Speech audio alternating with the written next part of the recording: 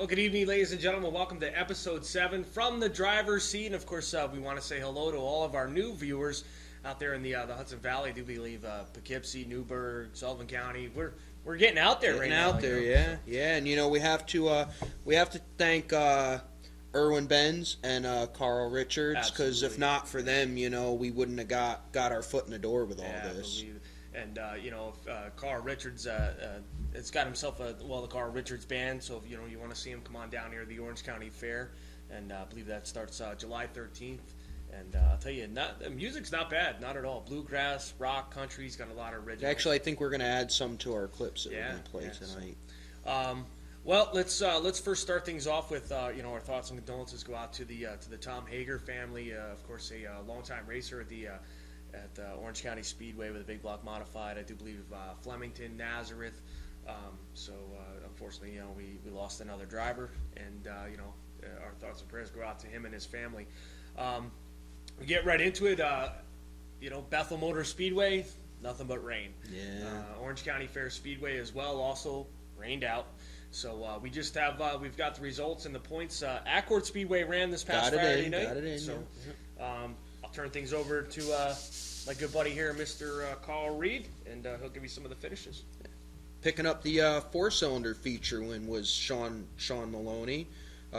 Pure stock, again, the feature went to Dan Speedling. Unbelievably fast. I think that's a pure stock version of Andy Bicchetti up there, huh? I'll tell you, what a great race up there as well. 17 cars started that feature event, and it went green to checkered.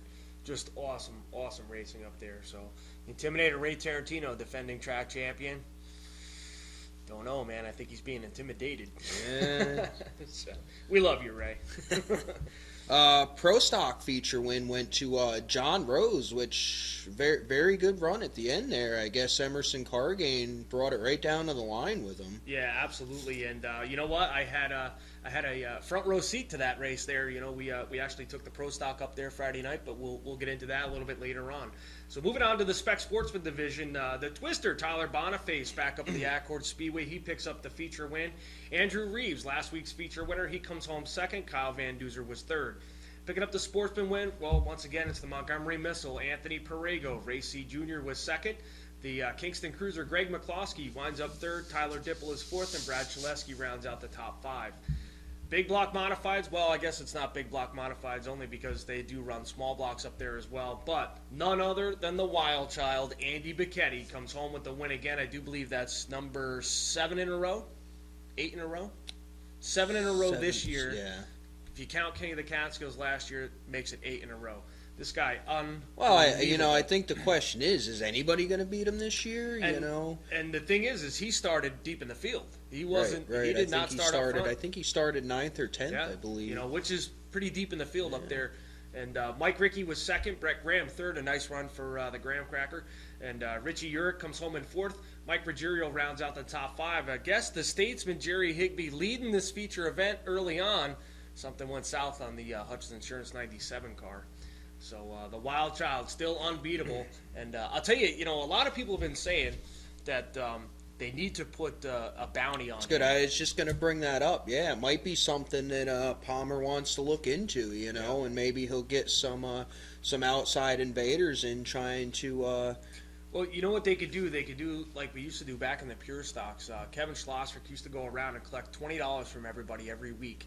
And then not only, would the winner get, what the track was paying, but they would also get, the money that they had raised that night. So maybe, right. You know what, start doing that, and then the first guy to beat Bicchetti, you keep all the money in a pot, and the first guy to beat him, there you go, man. You're going to get the winner's purse plus, whatever else they saved up. You know what I mean? But I know back in the day they used to. Well, you know what? I'll tell you what. I'll put $20 in right now for anybody that can beat Andy Bicchetti up there. Okay, that sounds good, and that kind of puts me on the spot. All right, I guess I'll throw $20 in too. So there you have it, $40 extra, which that'll buy you a soda and 2 cheeseburgers, a couple of valve stems. $40. We're gonna start it right now. $40. Richie's got another 20. It's like an auction here. Richard Burroughs Trucking, an extra $60 to whoever beats Andy Bicchetti. But you only gotta do it once though. So it's not you're not getting an extra 60 for the whole year. Yeah. So there you go. From the driver's seat, B, Kenny, and Richie Burrows. And we're all going to throw in $20 to the first guy who wins, who can beat. And anybody else interested in throwing in this pot, just contact Joel. Yeah, get a hold of me. Actually, call me here at the Speedway, 845-342 2573. Ask for me, and let's get a bounty on Andy Bicchetti. That's nice. Yeah, we're going to do that. So somebody had a chance to go somewhere else this weekend. Actually, I did. It actually worked out well. I was a little disappointed Orange County rained out. It is a tough call to make sometimes. It's kind of one of those, you're darned if you do and you're darned if you don't. Yeah. If you call it early, everybody gets mad, especially when it doesn't rain. If you call it late, everybody gets mad and says, well, why didn't you call it early? You know what I mean? So it's tough, man. But, it worked out well for me because they called it early enough, and I got the wheels in motion to do a little traveling, and I actually made my first trip up to Lebanon Valley Saturday night. Never been there before? Never been there before. I'll tell you, that is a great facility up there, great racing, very affordable. You got to make sure you have $1, though, because everything is $1. Yeah, we actually learned that as soon as we walked through the gate when we went to try to pay with, 10s and 20s, and they're like, no, you got to go get singles. Yeah, absolutely. But so how was the racing up there as well? I'll tell you, the racing was phenomenal. I mean, it was 2 and 3 wide all night long.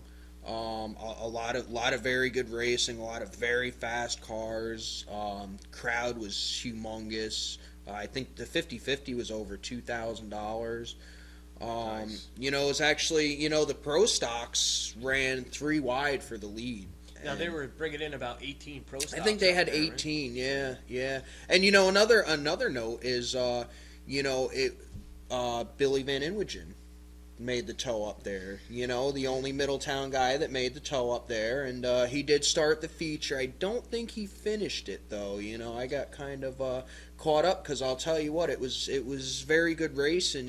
I think the problem with Billy is he knew that you were in the stands and was probably afraid that you were going to go and try and get an interview with him for the show. So but I have a feeling he's starting to be like our Chuckles the Clown here on the show here. Billy is. Oh. Eventually we're going to get him on the show, and he's probably going to beat the crap out of both of us. That's probably going to happen. It's a good thing we have Sean here. But yeah, absolutely. But no, I mean, yeah, it was good race, and I think that Jason Casey took home the pro stock feature, and J.C. Flack actually first career win. He picked up the modified feature, and that's tough to do up there. I'll tell you, it was great race, and Kenny Tremont. I'm not sure where he started, but I know he was. He was battling for second place, and them guys were side by side for probably 10, 15, 20 laps. Never touched, just side by side. And actually, I believe if they had 2, 3, 4 more laps, Tremont would have been the winner. Yeah. Now the wild child Andy Bicchetti also runs up there as well, right? I do believe. Right. Yeah, is in his backyard. Actually, Bicchetti ran into some problems in the heat. I think he lost brakes, and he took a hard hit in the wall, and he had to pull out the backup car. And that's the worst when you lose brakes, because I can never ever remember where I put them.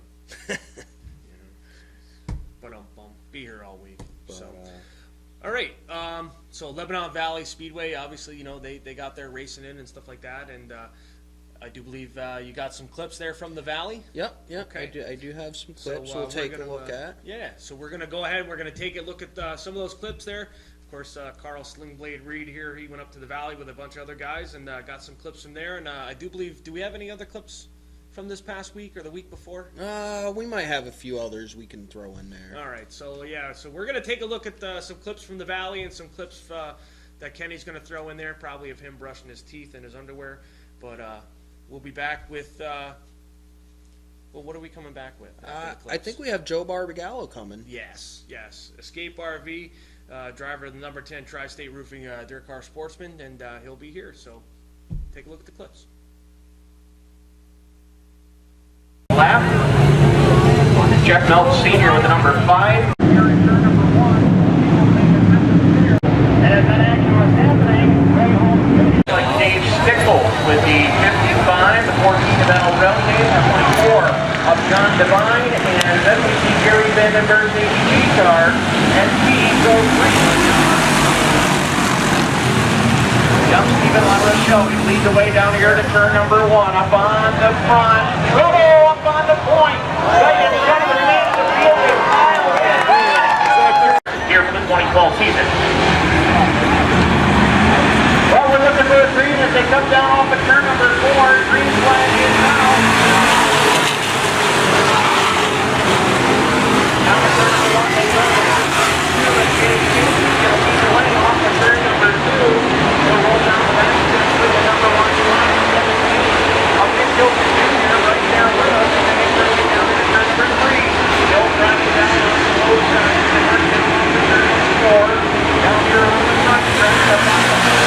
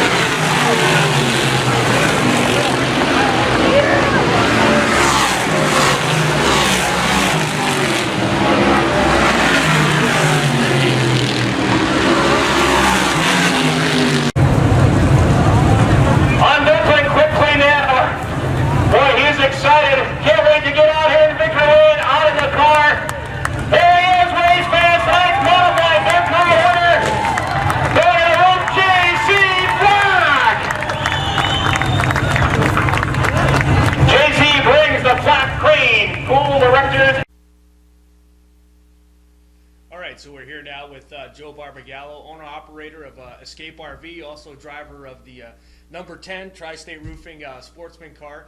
And Joe, welcome to the show. Thank you. Thanks for having me. So let's talk a little bit about how you got involved in racing and how it pretty much got you to where you are right now. Well, years ago, my father raced back in the late 70s and through the 80s, probably right up into the early 90s, and then I just picked up where he left off. Now, what was the first? Did you jump right into an open wheel car, or what was your first stepping stone? Actually, the first car I drove was a late model at Accord. It was owned by Tony Latrenta, the Joyland car, and then I started driving mini sprints up at Accord for probably 4 or 5 years, and then we moved into a 358. Nice. Now, correct me if I'm wrong, but when your father was running Escape RV and stuff, you guys used to help out some of the NASCAR guys with their motorhomes and things like that. Yeah, not just NASCAR guys. It was all kinds of motorsports. It was outlaw guys, a lot of the modified guys, Northeast Dirt modified guys, go-karters, anybody that was involved in motorsports. We like to help them out. Yeah, absolutely. Let's talk a little bit about the business. I mean, obviously, you have Escape RV, And what are some of the things that you guys sell and work on and all that other good stuff? Well, the main part of our business is selling and servicing motorhomes and travel trailers. But we also sell race car trailers, as you know, you have one. Yes. We work on those as well, and we got into those just to help a lot of the participants at the speedways, the local speedways. When somebody comes to us for a race car trailer, we usually give it to them just about at our cost. Right. You know, just to give back. Yeah, and I do have to say, you know, I bought a very old trailer, and I took it down to you guys, and I'll tell you what, you guys did an awesome job and gave me a great deal. Redid all the lights, all the wiring and stuff, and you know, that's for guys like myself, you know, we're low buck racers. That's stuff that we really appreciate. Oh, you know what? The motorsports community has been a big part of our business, and we like to help everybody out. It's tough, you know. It's tough to get out there and come up with the funds to go racing. Right. Now, in the past, you know, as you just said before, that you know, you used to run a small block modified, and then this year you come back with a sportsman. Do you think that it's the economy that has done that, or is it just the fact that Middletown's not really running a small block program anymore? It's the fact that they're not running a small block program. I really like the 358s. They were a great class. I can understand why they're doing it. For the last 5-6 years since the 358s have gone away, I was on and off in a big block car, and if you're not in the seat all the time, that's really tough to do. Right. So this year, with the help of the Sherlocks, they gave me an older car they had sitting around and a motor they had sitting around. We just come back to have some fun. We wanted to be in the car as much as we can this year and get some seat time. It's been a long time since I run a full season, and we're really having fun. Absolutely. Yeah. Now let's we've had a couple of people on the show. Obviously, you know, this is our 7th episode. We talked to them a little bit about this spec sportsman class. What some of your thoughts on that? Do you think that it was a good move by Middletown to do that, or do you to give some of these younger drivers, or even some of the older guys too, because Ken LeBau's in there, you know, doing a pretty good job. Your thoughts on that division? I think it was a real good move. You know, there's a lot of people that want to go racing and they can't afford to spend the money on, the open motors or the big block cars, and you know, it's an affordable way to get out there. You just have to police it, make sure everything goes by the rules. Right. But yeah, it was definitely a good move. Absolutely. Let's talk about some of your career highlights and stuff like that. Obviously, you've been around racing a very long time, you know, with the mini sprints and then the late model too. I probably actually watched you race a couple times back in the day with the late models, because I used to love those cars up at Accord. What's been the biggest career highlight so far? Oh, I don't know. I can't say I have any real highlights. You know, I have fun every week when I go out there. Just getting out there and being with the crew and the people that we're involved with. That's the best part for me. Yeah. I don't know. I used to say my career highlight was every time the car started. So, you know, it's like, fire it up. We're good. So in the future here, you know, if Orange County were to ever bring back the small block division, then we'd probably see you back in a small block. Oh, definitely. I definitely would put a small block together. So, yeah. Well, let's. Sponsors are a big part of the sport of racing. Let's talk about some of the sponsors on the side of your car and some of the people you want to thank for helping you out here this year.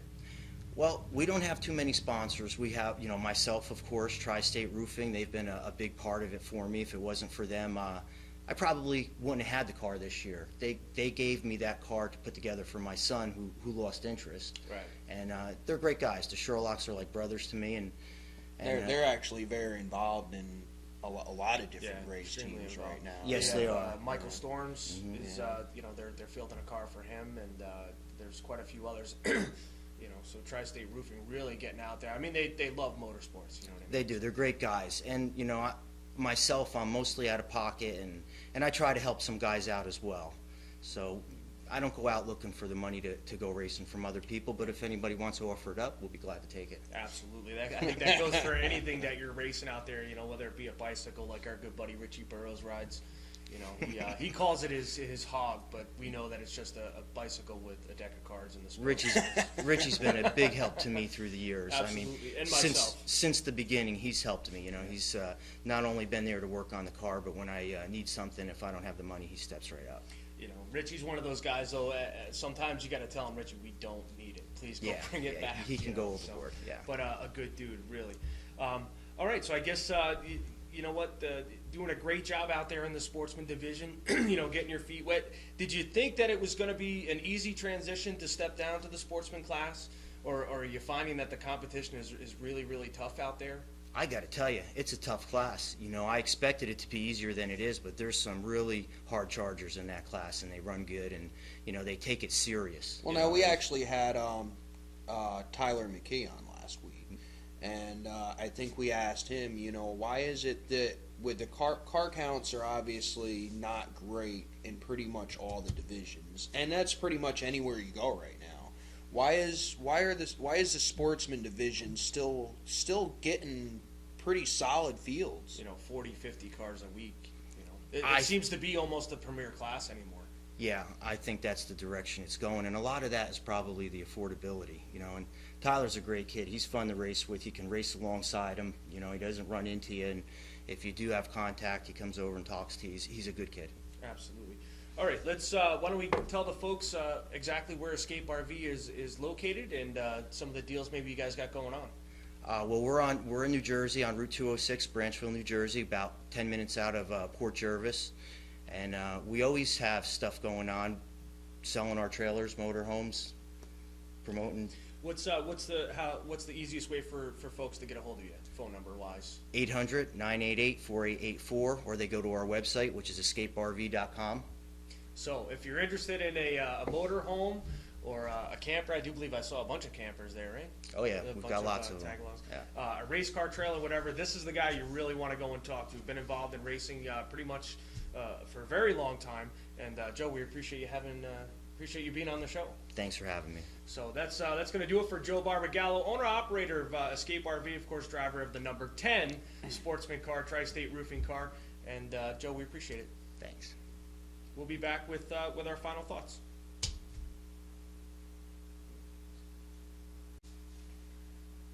Okay, so we just had Joe Barbagallo, Escape RV, on the show here. We're going to quickly give the rundown from Accord Speedway and all the point standings. Because, of course, you know, no points in Orange County changed this week. Well, yeah, it rained. Yeah. And Bethel, too. Yeah. Yeah, that rained there, too. Yeah. Well, So, nothing gets past you there, Captain Obvious. well, thanks for noticing. You're welcome. Go right ahead. So, Lightning Sprints. Peter Dance leads the way in points right now, as of now, followed by Joe Scappa, Phil Bissett, Christian Wright, and Kyle Smith rounding out the top five. Moving on to Fireball 4 Cylinders, leading the way is Walt Henry, followed by Keith Henry, Bill Curry, Matt Curry, and Robert Orr, rounding out the top five. Nice job. Pure stock points. I don't even think it needs to be said. Dan Speedling. Followed in second place by the Intimidator Ray Tarantino. Easy for you to say. Not really, it wasn't. John Winoski, third. Fourth is Nick Johnson and Dom Marguglio. Sorry about that, Dom. Marguglio. We'll just say it we'll say it 3 different ways. Marguglio, and Mr. M. How long do you think it took him to learn how to say his last name when he was a kid? Probably wasn't very hard at all. Yeah. So, anyway, pro stock points leading the way is our good friend Emerson Cargane Jr., followed by John Rose, Paul Aragon, John Rude, and Ralph Ronk, rounding out the top five. moving right on to the Spec Sportsman division, leading the way, the young gun Tommy Johnson, followed by Kyle Van Duzer, Tyler Dipple, the 15-year-old sensation, doing a great job up there, Andrew Reeves in the top five, having himself a great season so far, and Joe Judge. Now moving into the Open Sportsman division, and it's the Montgomery Missile, Anthony Perego. Vinny DeSico sits second. The Kingston Cruiser, Greg McCloskey is third. Kevin Ward, defending track champion, sits in fourth, with David Cooney rounding out the top five. We move into the modified division. Well, it's none other than Sheffield, Massachusetts wild child. Andy Bicchetti leads the way. Mike Rickey, also a former track champion there, he's second.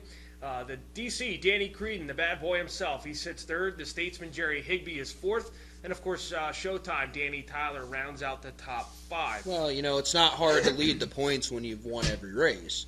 No, not at all. And just a reminder, as of right now, we do have a $60 bounty on the line to the first person that can beat Andy Bicchetti at Accord. Yes, so anybody else that wants to add to that pot, I guess we're going to say, contact us here at the Speedway, 845-342-2573.